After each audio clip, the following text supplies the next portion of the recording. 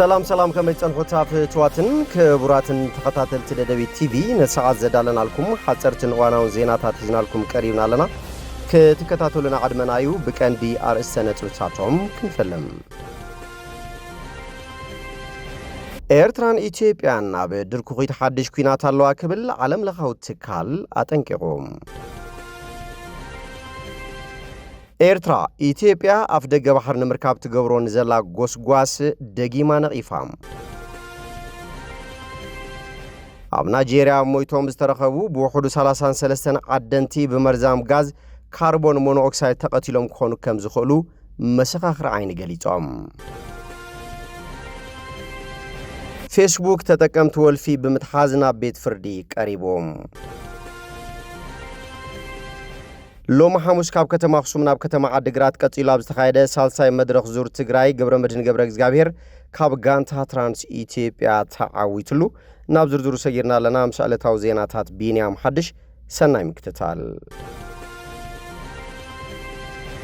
ኤርትራን ኢትዮጵያን ኣብ ድርኩ ተሐድሽ ኩናት ኣለዋ ክብል ዓለም ለኻው ትካል አጠንቅቆም ድሕሪ 3 ዓመት ናይቲ ኣብ ትግራይ ዝተኻየደ ጆኖሳይዳዊ ኩናት ኣብ መንጎ ኢትዮጵያን ኤርትራን ዝነበረ ምሕዝነት ናብ ሕድሕዳዊ ምጥርጣርን ወታደራዊ ምትፍናን ኣትዮብ ዘለወሉ ቀርና ኣፍሪቃ ዳግማይ ሓደጋ ዞባዊ ኩናት ኣጋጢምዋሎ ክብል ዓለም ለኻው ትካል መጽናዕቲ ቅልውላዋት አጠንቅቆሎም ኢንተርናሽናል ክራይሲስ ግሩፕ ICG ብሮብዕ ኣብ ዘርግሖ ሰነድ ነቲ ኣብ 2002 ቋጽራ ፈረንጂ ዝተገበረ ስምምዕ ሰላም ፕሪቶሪያ ብምጥቃስ توعل نخوينات تግራይ ዘበቃ እኳ እንትኾነ ብኩሉ ወገን ሓደገኛ ምንቅስቃሳት ይረአ ከም ዘሎ ኣነጺሮም ብፍላይ ነቲ ኣብ ትግራይ ዘሎ ወጥርን ካብኡ ሰጊሩ ድማ ምስ ኤርትራ ከግበር ተዓንቂሩ ዘሎ ስግኣት ኩናት ከም ዘተሓሳሰቦ ኣስፊሩሎም ኣብ ሕመረት ዝሕጅ ዝምዕብል ዘሎ ኩነታት ቀዳማይ ሚኒስትር ኢትዮጵያ አብይ አሕመድ ላዕላዊ ዋንነት ኣፍ ደገ ባሕር ንምርካብ ዝገብሮ ዘሎ ቁሉዕ ወፍሪ ምዃኑ ድማ ኣስሚሩሎም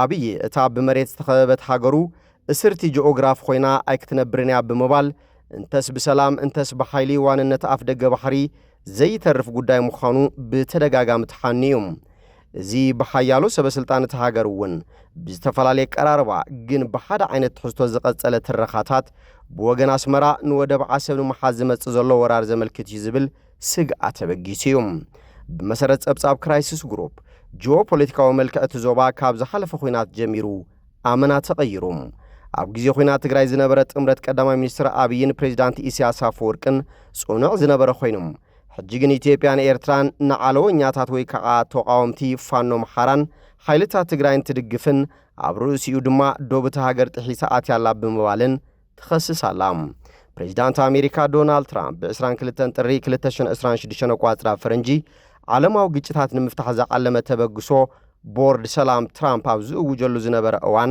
ምስ ፕሬዝዳንት አርጀንቲና ጃቪር ሚላይ ቀዳማይ ሚኒስትር አርሜኒያ ኒኮል ፓሽኒያን ቀዳማይ ሚኒስትር ሃንጋሪ ቪክቶር ኦርባን ሚኒስትር ቤት ፍርዲ ቀዳማይ ሚኒስትር ባህሬን ሼኽ ኢሳ ቢን ሳልማን ቢን ሐማድ አልካሊፋ ሚኒስትር ጉዳያት ወፃኢ ሞሮኮ ናስር ቡሪታ ፕሬዝዳንት አዘርባይጃን ኢልሃም አሊየቭ ቀዳማይ ሚኒስትር ቡልጋሪያ ሮዘን ዤልያዝኮቭን ፕሬዝዳንት ኢንዶኔዥያ ፕራቦዎ ሱቢያንቶን በሓባር ኮፊሎም ነይሮም ብተወሳኺ አዲስ አበባ እቲ ከም ቀንዲ ጸላእት ትርእዮ ህዝባዊ ወያነ ሓርነት ትግራይ ህወሓት ንፌደራላዊ ሓይሊ ንምምካት ምስ ኤርትራ ሕቡእ ምሕዝነት ይፈጥራሎ ክትብልውን ትጥቀን ውሽጣዊ ፖለቲካ ኩነታት ትግራይ ነቲ ዝምዕብል ዘሎ ሃዋሃው ነዳዲ ወሲኹሉ እዩ እዚ ዘይምርግጋዕ እዚ ምስቲ ኣብ ጎረቤት ሃገር ሱዳን ዝካየድ ዘሎ ኩናት ሕድሕድ ንከም በዓል ኢማራት ግብፂ ሱዑድ ዓረብ ዝኣመሰላ ዞባዊ ሓይልታት ዝሰሓበ ግጭት ንቀርና ኣፍሪቃ ናብ ዓውደ ኩናት ውክልናታት ቀይሩዋሎም ኩሎም ወገናት ዘሰክፍ ሓደጋታት ቁሉዕ ኩናት ይመጻሉ ኢሎም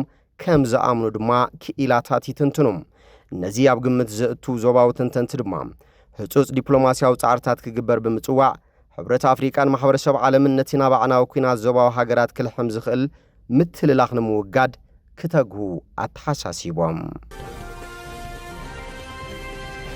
ኤርትራ ኢትዮጵያ ኣፍ ደገ ባሕር ንምርካብ ትገብሮን ዘላ ጎስጓስ ነቂፋ ሚኒስትር ዜና የማነ ገብረ መስቀል ኣብ ዝሃቦ ግብረ መልሲ መራሕቲ ኢትዮጵያ ነቲ ኣብ ልዕሊ ሃገሩ ዝኽተልዎ ዘለው ተጻባኢ ኣቃውማ እዩ ዝበሎ ጎስጓሳት ኣፍ ደገ ባሕር ወቂሶም ናብ ቀይሕ ባሕሪ ንምብጻሕ ዝገብርዎ ዘለው ጻዕሪ ድማ መደናገርን ድኹምን ስነ ሞጎት ከም ምኽንያታ ይጥቀሙሉ ክብል ተዛሪቦም ኣብ ልዕሊ ሃገሩ ክካየድ ንዝኽእል ኩናት ንምምኽናይ ዝደኸመ መወከስታት በዝሒ ህዝቢ ከምኡውን እቲ ሃገር ኣፍ ደገ ባሕሪ ብምስኣና ንወጻእታት ክፍሊት ወደብን ቁጠባዊ ክሳራን ተቓሊዓ ዝብሉ ጥርዓናት ምቕራቦም ተቐባልነት ከም ዘይብሉ እቲ ሚኒስትር ኣነጺሮም።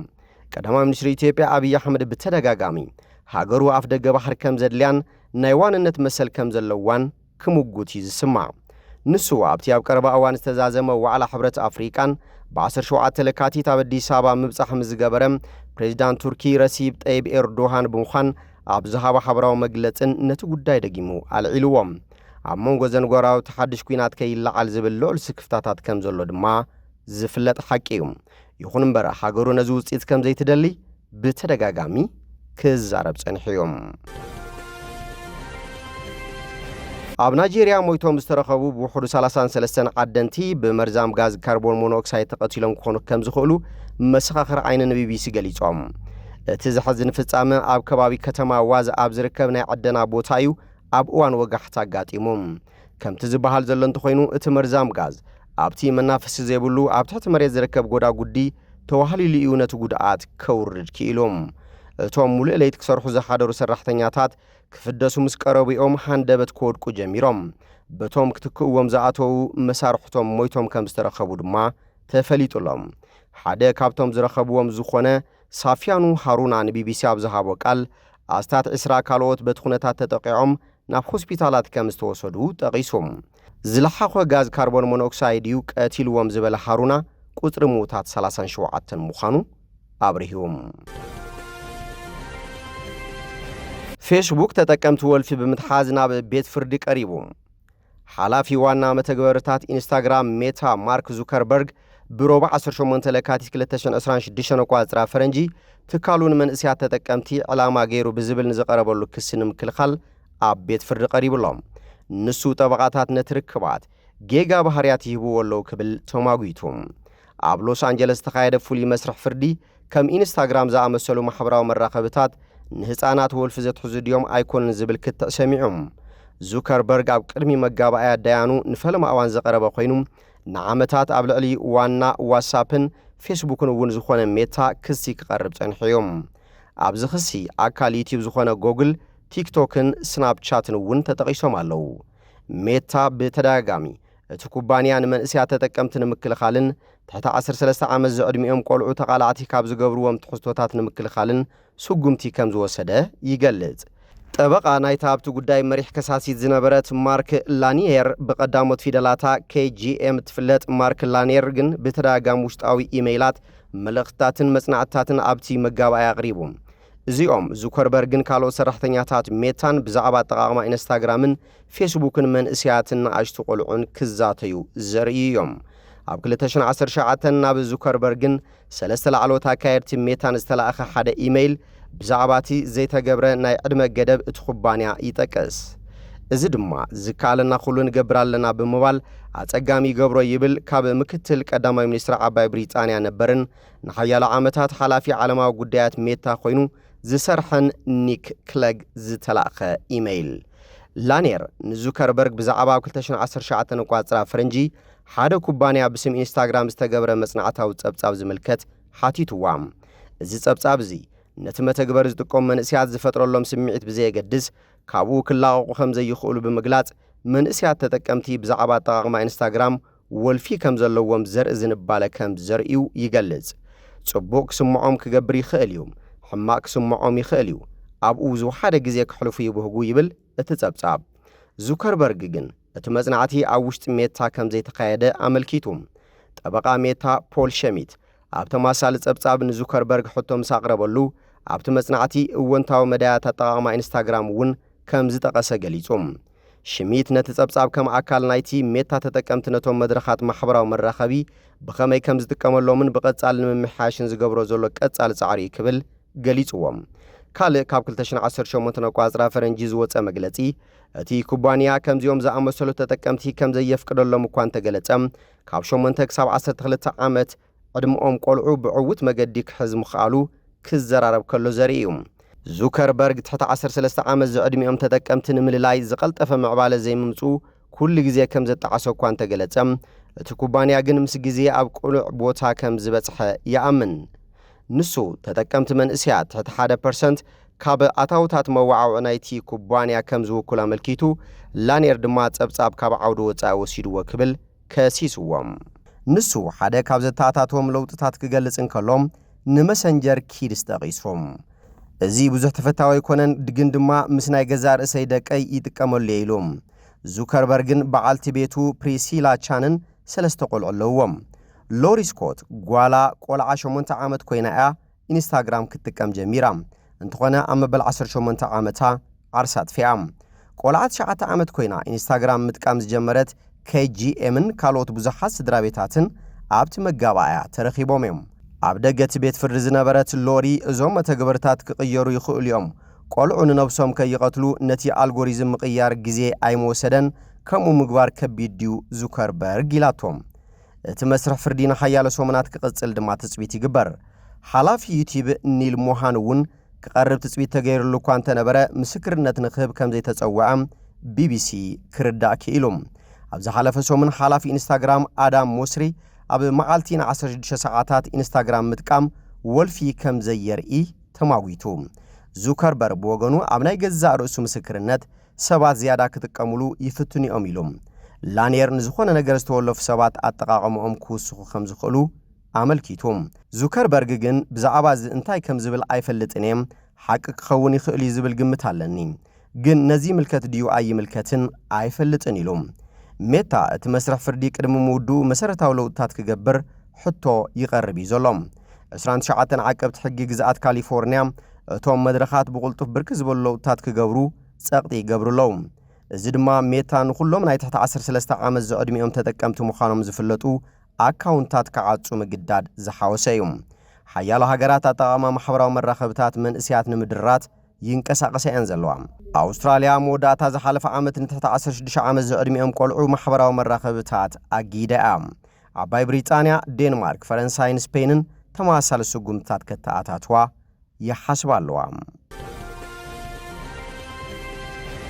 ሎማ ሐሙስ ካብ ከተማ ኣኽሱም ናብ ከተማ ዓዲግራት ቀፂሉ ኣብ ዝተኻየደ ሳልሳይ መድረኽ ዙር ትግራይ ገብረመድህን ገብረ እግዚአብሔር ካብ ጋንታ ትራንስ ኢትዮጵያ ተዓዊቱሎም። ብባንኪ ወጋገን ዝተመወለን ብምኽንያት መበል 51 ዓመት ለካቲት 11 ዝካየድ ዘሎ ቅድድም ብሽክሌታ ዙር ትግራይ ዕለተ ሐሙስ እውን 127.8 ኪሎ ሜትሮ ዝሸፈነ ርሕቀት ውድድር ኣካይዱ።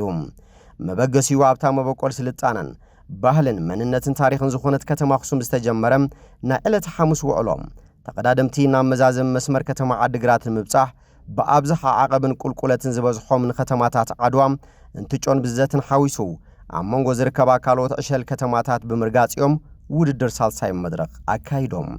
ብመሰረት እዚ ካብ ፈለማ ጀሚሩ ቀዳማይ መድረኽ ጀሚሩ ንናይ ዓቐብ ማልያ ወኒኑ ዝርከብ ኣባል ጋንታ ትራንስ ኢትዮጵያ ገብረመድህን ገብረ እግዚአብሔር ነታ ማልያ ሕሊፉ ንዘይመሓብ ኣብ ዝገብሮ ፈታናይ ንሕንሕ ሎሚ እውን ሰሚሩሉ ቀዳማይ ደረጃ ብምውጻእ ተዓዊቱሎም። ካብ ከተማ ብዘት ጀሚሩ ቆሪጹ ዝወፀን እቶም ተወዳደርቲ እውን ኣብ ብርኪ ዝበላ ጉጅለታት ክመቓቐሉ ዝገበረን ደስታ ዓለም ገብረመድህን ድማ ካብ ጋንታ ፋብሪካ መድሓኒት ኣዲስ ወልዋሎ ብርኪ ዝበለ መፍቀሪ ስፖርት ብሽክሌታ ከተማ ዓዲግራት ኣብ ዝተረኸበሉ ካልኣይ ደረጃ ብምሓዝ ውድድር ዛዘመ ኮይኑ ሞሳ ጻዕሩን ድኻሙን ድማ ንድምር ናይ ግዜ ውድድር ካብ ተቀዳዳማይ ለገሰ ሰሎምን ተረኪቡሎም። ኣብዚ ሕጂ እዋን ብሉጽ ብቕዓቶም የርእዩ ካብ ዘለዉ ናይ ቀጻሊ ሰብ ተስፋ ሓደ ዝኾነ ለገሰ ሰሎምን ድማ ካብ ጋንታ ትራንስ ኢትዮጵያ ሳልሳይ ደረጃ ብምውጻእ ንናይ ሜዳ ቮላታ ዓቂቡ ይቕጽል ኣሎ። ኣብዚ ተቀዳደምቲ ብማእኸላይ ኣብ ሰዓት 34.24 ኪሎ ሜትሮ ተጓዒዞም ብሓፈሻ ተወዳደርቲ ዙር ትግራይ ኣብ ውዕሉ ሳልሳይ መድረኽ 2 ናይ ሜዳን 4 ድማ ናይ ዓቐብ ቮላታ ዝኸበደ ውድድር እዮም ኣካይዶም። ኣብ ቀዳማይ ሜዳ ቮላታ ሬድዋን ሳልሕ ካብ ጋንታ መቐለ 70 እንደርታ ተዓዊቱ ለገሰ ሰሎሙንን ያሬድ የማንን ድማ ክልቲኦም ካብ ጋንታ ትራንስ ኢትዮጵያ ካልኣይን ሳልሳይን ደረጃ ተዓዊቶም። ኣብ ካልኣይ ናይ ሜዳ ቮላታ እውን ለገሰ ሰሎሙን ተዓዊቱሎም። ካልኦት ገብረመድህን ገብረ እግዚአብሔር ደጀን መሓርን ድማ ካብ ጋንታ ትራንስ ኢትዮጵያ ናይ ሜዳ ቮላታ ካልኣይን ሳልሳይን ብምውጻእ ነጥቢ ዝኸሰቡ ተቀዳደምቲ እዮም። ካብዚ ብተወሳኺ ዕውት ሳልሳይ መድረኽ ዝኾነ ብሽክሌተኛ ገብረመድህን ገብረ እግዚአብሔር ነጥቡ ብዝበለጸ ከስፍሕ ዝገበረ ኣብ ካልኣይን ራብዓይን ናይ ዓቐብ ቮላታ ዝተዓወተሉ ሓዊሱ ኣብ ቀዳማይ ዓቐብ ክብሮም ሃፍታይ ካብ ትራንስ ኢትዮጵያ ኣብ ሳልሳይ ድማ ፊልሞን ዘረአብሩኽ ካብ መቐለ 70 እንደርታ ተዓዊቶም። ብድምር ውጽኢት ጋንታታት ድማ ጋንታ ትራንስ ኢትዮጵያ ትመርሓላ ንድምቀት መበል 51 ዓመት ለካቲት 11 ዝካየድ ዘሎ ቅድድም ብሽክሌታ ዙር ትግራይ ጽባሕ ዓርቢ ዕረፍቲ ብምግባር ዕለተ ቀዳም ኣብ 4ይ መድረኽ ካብ ከተማ ዓድዋ ተበጊሱ ናብ ከተማ ዓብይ ዓዲ 95 ኪሎ ሜትሮ ርሕቀት ከካይድዮም እምበር ከስፍትዋትን ክቡራትን ተኸታተልቲ ደደቢት ቲቪ ነሰዓ ዘዳልናልኩም ዜናታት ነዚኦም ይመስሉ ስለትምክታልኩም ኣመስጊና ብኻልኦት ክሳብ ንራኸብ ሰሰናይና ኣኹም